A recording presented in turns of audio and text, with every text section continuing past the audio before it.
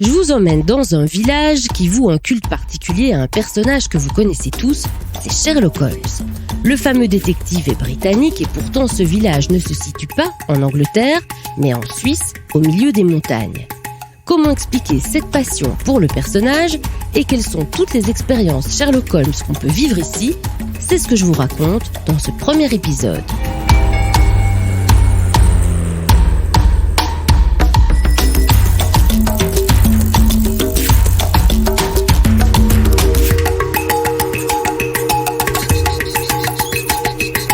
Je m'appelle Sarah Wyss, je suis journaliste voyage. Je vous donne mes bons plans pour vos vacances et je vous raconte des lieux étonnants. Bienvenue dans le Journal de l'évasion, le podcast. Bonjour tout le monde.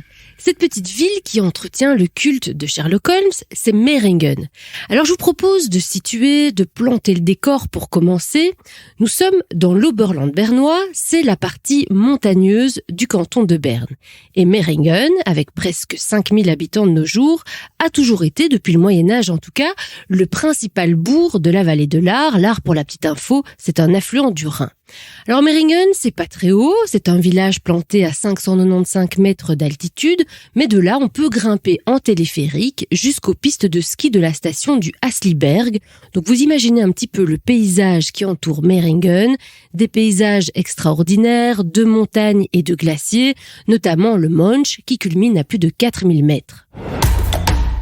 Remontons un petit peu dans le passé à présent. On est à la fin du 19e siècle et ces paysages séduisaient déjà les aventuriers, les alpinistes, les premiers touristes des Alpes et notamment de nombreux Britanniques en villégiature plutôt aisés, vous l'imaginez, qui venaient à Meiringen profiter du bon air de la montagne.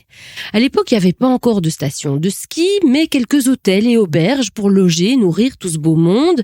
Il y avait notamment l'hôtel du Sauvage, qui, contrairement à ce que son nom pourrait laisser penser, était un élégant grand hôtel qui était installé pile à côté de l'église anglaise. C'est une église qui avait été construite spécialement pour accueillir les fidèles venus d'outre-Manche.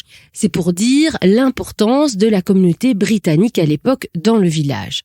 Et parmi les clients de l'hôtel du Sauvage, il y a eu un certain Sir Arthur Conan Doyle. Oui, c'est l'écrivain qui a donné naissance à Sherlock Holmes.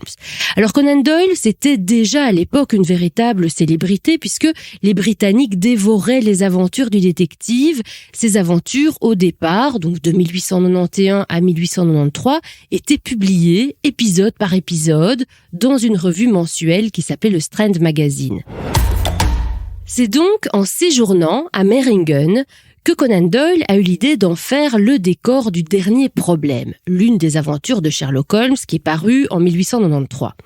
Il faut savoir qu'à ce moment-là, Conan Doyle était lassé de son personnage, il se sentait prisonnier de son succès et il espérait faire de cet épisode de Sherlock Holmes l'épisode final de la saga. Alors dans l'histoire, il commence par faire séjourner son personnage, comme lui, à l'hôtel du Sauvage. Dans le récit, l'hôtel est rebaptisé l'Englisher Hof, donc l'auberge des Anglais.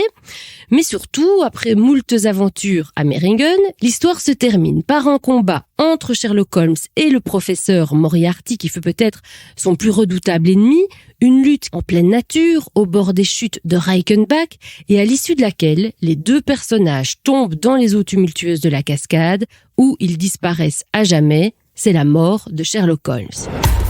Autant vous dire que la scène a été dramatique pour les lecteurs. Certains ont manifesté dans la rue, ont écrit à Conan Doyle, l'ont insulté. Bref, ils ont réclamé à corps et à cri le retour de leur héros, si bien que, face à la pression, Sir Arthur Conan Doyle a fini 8 ans plus tard par ressusciter Sherlock Holmes dans de nouvelles histoires.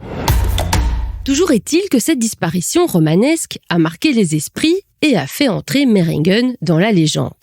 Du coup, à Meiringen, on peut passer un séjour thématique entier dans les pas de Sherlock Holmes et de Conan Doyle. Alors premièrement, vous pourrez séjourner à l'hôtel du Sauvage. De nos jours, il a été rebaptisé le Parc Hôtel du Sauvage. Il est très beau, il a conservé son style art nouveau, sa salle de petit déjeuner belle époque, son jardin d'hiver, il y a même un pub anglais au sous-sol.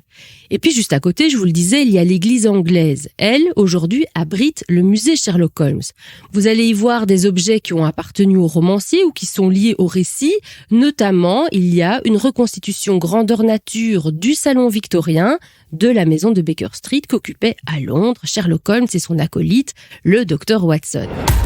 Mais ce n'est pas tout. À Meiringen, il y a aussi une statue du détective que vous pourrez voir à côté de l'église. Plus loin, une boulangerie va vous vendre des biscuits à l'effigie de Sherlock Holmes. D'autres établissements portent son nom ou proposent du saucisson, de la glace et même de la fondue Sherlock Holmes. Une librairie vend les livres de Conan Doyle. Et puis vous allez pouvoir suivre, par exemple, aussi une visite guidée avec un comédien qui vous plongera dans l'histoire et ses décors. Et si vous êtes en famille, un bon plan, il y a un jeu de pistes grâce auquel vous pourrez résoudre une enquête comme, devinez qui, comme Sherlock Holmes.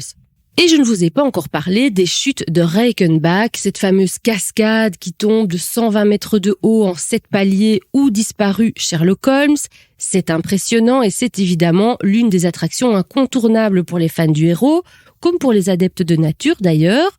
Vous pourrez aller l'admirer depuis son sommet. Pour cela, il faut rejoindre une plateforme d'observation à bord d'un funiculaire traditionnel.